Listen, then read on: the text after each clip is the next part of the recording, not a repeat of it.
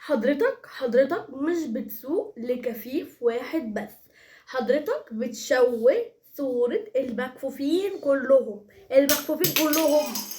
يعني ايه اللي انا قلته ده؟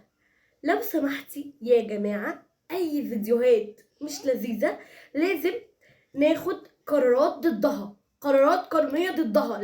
لازم ناخد القرار. لازم ما نفضلش قاعدين ساكتين. حضرتك يا اللي مطلع لي الكفيف بيسرق، لا لو سمحتي، عندك الكفيف مش حرامي. بعد اذنك انا ما بسوقش لحد. وحضرتك لما انا ادخل على الفيديوهات بتاعتي او ادخل على اي حد كفيف، على فكره مش عيب، هتلاقي ان هم ما اتكلموش عليكم بحاجه مش لذيذه، مع حدش طلع شوه صورتكم. لو سمحتي، انت كده الفيديو اللي انت عملته ده مش كوميدي.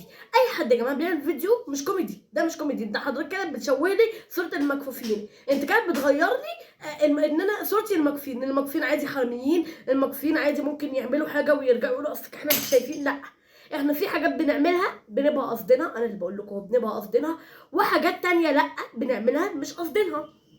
فحضرتك انا اسفه، ما تجيش تقوم جاي مستخدم التويلت في الشارع وتقول لك اصلك انا كفيف، او مستخدم التويلت يعني تستخدم التويلت على حد وتقول لك اصلك انا كفيف. ده مش هزار، دي مش هزار، ده مش كوميديا. عيب حضرتك بتشوه صورة المكفوفين كلهم. واحنا كمكفوفين احنا مش خارج المجتمع، احنا جزء منكم، احنا اخواتكم، انتوا اخواتنا العكس. لو سمحتي بعد اذنكم، لو شفنا اي فيديو بيسيء لاي كفيف، انا من الاول كنت اقول لكم ايه السينما والاعلام يا ريت يتعاملوا مع حد كفيف علشان يعرفوا هما بيتعاملوا ازاي، لكن دلوقتي بقى السوشيال ميديا ليه فيديو. هو ايه الكوميديا في ده؟ معلش انا اسفه، يعني ايه اضحك يعني؟ اضحك لما انا اشوف كفيف حرامي ولا إيه؟ ده كارثه، دي كارثه. بعدين انت